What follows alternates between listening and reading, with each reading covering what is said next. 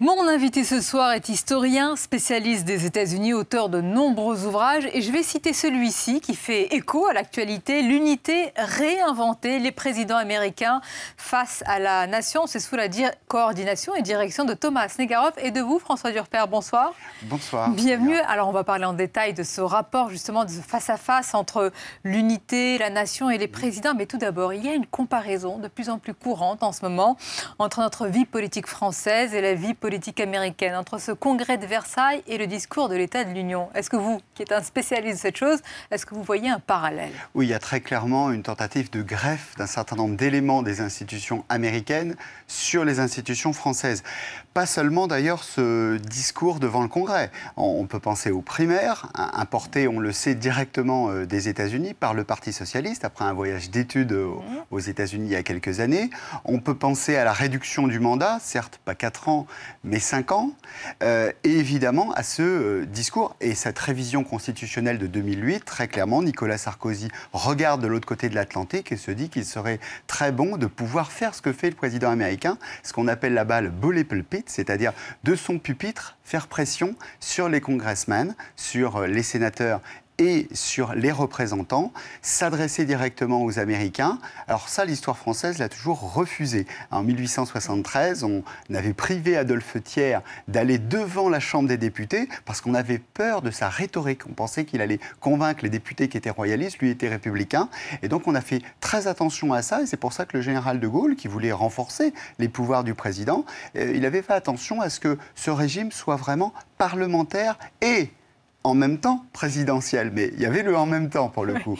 Alors, il était très macroniste peut-être. Déjà, on peut peut-être comparer, comme vous le dites, sur certains aspects nos deux vies politiques, mais dites-nous, François Durper, en termes de pouvoir là, des chambres, notre Parlement et donc leur congrès, etc., est-ce qu'il y a une ressemblance ou c'est beaucoup plus fort, évidemment, aux États-Unis? Ça n'a rien à voir. Le problème, c'est que le régime présidentiel américain compte des contre-pouvoirs très forts. C'est le fameux check and balances qu'on apprend au lycée. Des contre-pouvoirs très forts qui font que le président, paradoxalement, dans ce régime présidentiel, a beaucoup moins de pouvoir que le président français. Quelques exemples. Le fait qu'un grand président comme Bill Clinton n'a pas fait passer plus de la moitié de ses lois devant le Congrès. Un autre grand président comme Ronald Reagan n'a fait passer que 33% de ses lois devant le Congrès. Il faut peut-être remonter à Lyndon Johnson pour avoir un président qui fait passer 57% de ses lois devant le Congrès. Le président, aux États-Unis, est en cohabitation permanente avec le Congrès. Une différence majeure. C'est majeur. Donc ça veut dire que qu'est-ce qu'on est en train de faire ici? Bien, surtout avec l'annualisation de ce discours devant le Congrès. Eh bien, c'est très simple. On américanise, mais on est en train de créer un régime présidentiel sans contre-pouvoir. Nos juges ne sont pas élus et nos congressmen, nos députés et nos sénateurs ne sont pas élus le même jour que le président. Donc ils ont une souveraineté qui dépend du président. C'est l'aspirateur présidentiel qui fait l'Assemblée. Alors qu'aux États-Unis, vous êtes élu le 4 novembre quand vous êtes un représentant ou un sénateur, vous ne devez pas votre victoire au président. Et donc vous pouvez être frondeur dès le début. C'est ce qui s'est passé pour Donald Trump il y a quelques semaines à ses dépens. Il a voulu réformer Obamacare. Il avait déjà 30 frondeurs d'un coup. C'est normal aux États-Unis, c'est un système où le président est souvent bloqué. Donc là, effectivement, il y a quelque chose de l'ordre d'une importation américaine qui déséquilibre nos institutions. Régime présidentiel qui devient très peu parlementaire, avec aujourd'hui pas de risque de cohabitation. On l'a bien vu, hein, on s'était posé la question, est-ce que Macron aura une majorité? On a vu, c'est écrasant, même s'il vient de nulle part, avec un parti qui vient de nulle part.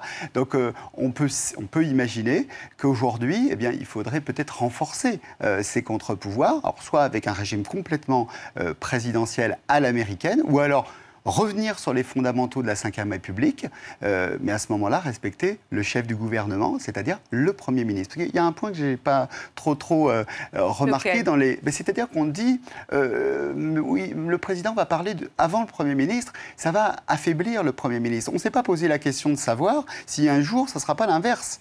Si un président avec une rhétorique un petit peu moyenne, qui précède un Premier ministre absolument charismatique, ne serait pas affaibli par cette concurrence entre pas encore dans cette les deux. configuration. Oui, mais c'est possible. Si on analyse, ça peut être compliqué. On va continuer à parler, François Durper, du fond. Un mot sur la forme quand même, parce qu'on a eu beaucoup d'images depuis un mois et demi, depuis l'installation d'Emmanuel Macron à l'Élysée. La comparaison était tout de suite faite avec Barack Obama. Est-ce que le parallèle est légitime selon vous? Barack Obama a su faire cohabiter une forme de classicisme attendu quand même d'un chef de l'État en s'inspirant d'une modernité, des techniques de communication, etc. Moi, je vois tout à fait le parallèle entre ce mélange un peu paradoxal d'horizontalité et de verticalité. Comme Barack Obama, Emmanuel Macron est quelqu'un qui met de la distance, qui met du silence, qui maîtrise sa communication. La presse en sait quelque chose. La presse française souffre autant que la presse américaine outre-Atlantique à l'époque de Barack Obama.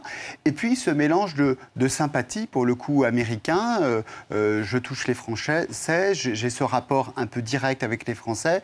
Je fais du tennis fauteuil, j'ai des belles images. Donc un mélange de sympathie, mais sans aller chercher Barack Obama, c'est un peu ce qu'aurait fait De Gaulle, un De Gaulle 2.0, c'est-à-dire c'est un rapport direct avec le peuple, une tentative de rapport direct avec le peuple, et au contraire une verticalité très forte vis-à-vis de tous les autres pouvoirs. Qui aurait imaginé le général de Gaulle avec les nouvelles technologies alors, oui, alors c'est peut-être Emmanuel Macron, mais effectivement il y a ça, il y a une volonté de mettre au pas les autres pouvoirs, verticalité, mais également d'avoir cette relation directe avec le peuple, et alors, là pour le coup évidemment on n'est pas du tout dans les années 50. Dans cette verticalité, il y a le lien que vous décrivez très bien dans ce livre, le lien avec la nation. Cette unité réinventée, là c'est le titre du livre, François Durper, c'est vraiment la chose la plus fragile. Les présidents cherchent bien entendu à l'entretenir. C'est ce qui fait le lien entre nous tous. Oui, l'unité réinventée. Alors, le pays s'appelle les États-Unis d'Amérique. Donc, on voit bien l'importance de l'unité. Et alors, au début, ce discours sur l'état de l'Union n'avait pas vocation à parler de politique intérieure et d'unité, mais plutôt de politique étrangère. C'est avec Roosevelt, véritablement, que ce discours a été utilisé comme un élément pour faire de l'unité. Ce qu'on peut dire déjà, c'est que Emmanuel Macron n'a pas fait un discours sur l'état de l'Union cet après-midi. Il a fait un discours devant le Congrès. Et il a manqué, pour moi, j'ai vu beaucoup de critiques très positives, donc moi je me permets de dire que, en tout cas, ce n'est pas un discours sur l'état de l'Union, ou en tout cas c'est un discours sur l'état de l'Union à 16h01, lorsqu'il dit « il faut refaire du commun ».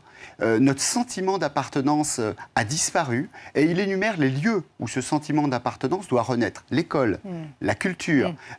Mais c'est 16h01. Et pendant 1 heure, il a parlé de quoi? Des institutions. Il s'est fait un peu le mécano des institutions, et il s'est fait l'architecte de l'unité.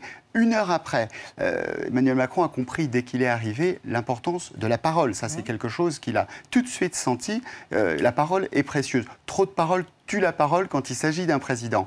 Là, il a peut-être perdu 1 heure, parce que ce mécano, est-ce que vraiment les Français attendent cela? Alors en même temps, il était 15 heures, il s'est peut-être aussi, il ne va pas parler le 14 juillet, ça c'est peut-être embêtant, parce qu'en France, parler le 14 juillet, les Français, c'est un jour férié, ils auraient peut-être été plus nombreux devant leur télévision, sans doute devant la presse, et puis les Français aujourd'hui, ils attendaient quoi? Alors certes qu'on leur parle sans doute d'unité, qu'on leur donne des caps sur cette unité, mais aussi qu'on leur explique est-ce que leurs enfants seront peut-être plus au chômage, des perspectives. Alors sans rentrer dans le détail, ça sera le Premier ministre. Et ils ont entendu réforme constitutionnelle, Cour de justice de la République, vous, justement, vous dites, attention, Conseil économique, social et environnemental. C'est ce rapport avec l'unité qui passe par le lien. Qu'est-ce qui fait une nation? Et vous décrivez vraiment tous les présidents américains, comment pour Roosevelt c'était l'unité ou la mort, pour Truman l'unité à l'épreuve de la guerre froide, pour George W. Bush, c'était plutôt rassembler pour mieux diviser. Donc chacun a trouvé sa déclinaison. Chacun a trouvé sa déclinaison de l'unité du pays. Et Barack Obama, c'était quoi? Alors, Barack Obama, c'était évidemment celui qui a fait ce grand discours de Philadelphie où il essaie de tisser du lien entre les communautés en montrant que cette Amérique, au-delà d'être une Amérique multiculturelle, doit être une Amérique qui dépasse ces différences culturelles pour faire une Amérique. C'était ça le projet de Barack Obama. Maintenant, alors, pour Trump, Trump, lui, il assume la division. Ah, oui. Ça va être intéressant, son discours sur l'état de l'Union l'année prochaine, parce que lui, il est le président diviseur, le candidat diviseur et président diviseur. C'est pas du Trump bashing que de dire cela. Il l'assume totalement. Lorsqu'il fait un tweet avec une vidéo où il catch contre CNN, il sait qu'il plaît à son électorat. Et il sait que son électorat est minoritaire. Il a gagné avec 3 millions de voix de moins. Et ça ne veut pas dire qu'il a perdu. Ça ne veut pas dire qu'il a perdu. Ça veut dire qu'il a compris qu'il avait gagné avec une minorité, qu'il pouvait regagner avec une minorité s'il conservait le même électorat. Et l'électorat, alors évidemment, le nord-est des États-Unis s'est offusqué, comme nous Français, de cette manière de prendre parti contre les médias. Mais beaucoup d'Américains se sont dit, mais très bien, notre président, il fait bien de faire cela. Malgré quand même ce qui ressemble à un appel à la violence, un antagonisme qui devient la... Oui, mais enfin, pour l'instant, Donald Trump, il a 85% de satisfaction parmi la base républicaine. Et donc, évidemment, les représentants républicains et les sénateurs républicains ont quand même les yeux rivés sur les sondages et voient que ce président est un président, pour l'instant, populaire, pas chez les Américains, mais chez les Républicains. Donc ils ne vont pas s'engouffrer dans un débat naissant sur la santé mentale du président, vous l'avez entendu? Bien sûr, et puis en plus, vous savez, il y a des précédents aux États-Unis, on s'est posé la question, des psychanalystes s'offusquent un petit peu de certains de leurs confrères en disant on ne peut pas à distance faire un diagnostic, même sur le président des États-Unis, c'est un peu compliqué de... Et là, pour le coup, ce tweet, je viens de vous expliquer qu'il ne s'agissait pas de santé mentale, mais de finesse politique. Il parle à son électorat. Donc on peut trouver ça scandaleux. Mais c'est très intéressant. Vous nous dites que c'est de la stratégie électorale pour conserver ce noyau dur, que c'est pas impulsif, parce que nous, quand il tweet, on pense que il ne peut pas se retenir. Il laisse libre cours à son impulsivité. Il doit y avoir des deux. Non, sans doute que ce qui s'est passé, c'est qu'il se rend compte qu'en laissant libre cours à son impulsivité, il ne perd pas les élections, mais il les gagne. Et il continue à avoir une base électorale très solide. Alors on va voir, évidemment, il vient bientôt en France. Parlons-en, justement, il sera présent là au défilé du 14 juillet. Ça a quand même donné lieu à des réactions contrastées, etc. On en parle beaucoup en France. Est-ce qu'on en parle beaucoup aux États-Unis de cette présence de Donald Trump aux côtés d'Emmanuel Macron? Oui, on commence à en parler. L'annonce, évidemment, n'avait pas fait la une des journaux américains, mais là, on s'intéresse de ce président américain, Donald Trump, qui avait dit « America First », mais qui n'a jamais dit America Alone, et donc qui cherche un allié, qui est un allié qui peut apparaître étrange, parce que l'un incarne les frontières, Donald Trump, l'autre l'ouverture au monde, Emmanuel Macron, et cependant, eh bien, il semble être véritablement allié. Cet allié, il lui a fait un pied de nez encore récemment, en lui disant « Make our planet great again ». Oui, mais en même temps, on passe à une deuxième phase de la relation entre les États-Unis et la France. La première phase, c'était d'identifier les différends. Les différends, c'est le climat. On a été au bout du dissensus. Les différends, c'est le protectionnisme. On a été au bout du dissensus. Et là, on va parler intérêt commun. Intérêt commun sur la Syrie, intérêt commun sur l'Afrique, sans les États-Unis, la France ne serait pas en Afrique, et les États-Unis sont très intéressés par le fait que la France prend sa part de la défense. Et puis, évidemment, sur le terrorisme. Donc, il y a ces intérêts, et là, pour le coup, Emmanuel Macron... Il y a beaucoup de pragmatisme, alors. C'est très pragmatique des deux côtés. L'efficacité des deux côtés, la flexibilité, dit Donald Trump. Et ça, c'est pour le coup une diplomatie intersectionnelle qui se met en place du côté d'Emmanuel Macron. Vous aurez constaté qu'il a déjà un premier bilan en politique étrangère. Certains disent c'est de la communication, mais enfin, recevoir le président des États-Unis un 14 juillet, c'est au-delà de la communication, ou alors tout est communication en politique.